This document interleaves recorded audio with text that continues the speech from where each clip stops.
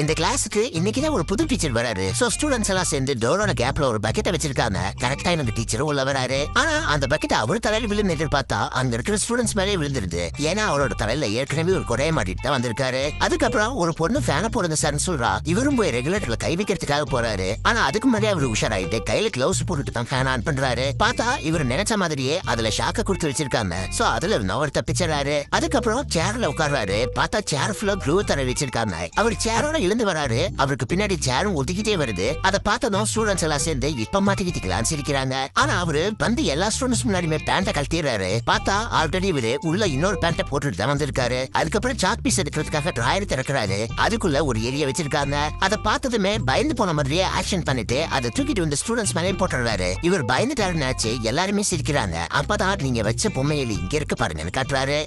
ஆள் துறையில போட்டு நான் சிங்கத்தோட உள்ளாக்க வெட்டுக்குன்னு பிடிங்க திங்கிறேன்.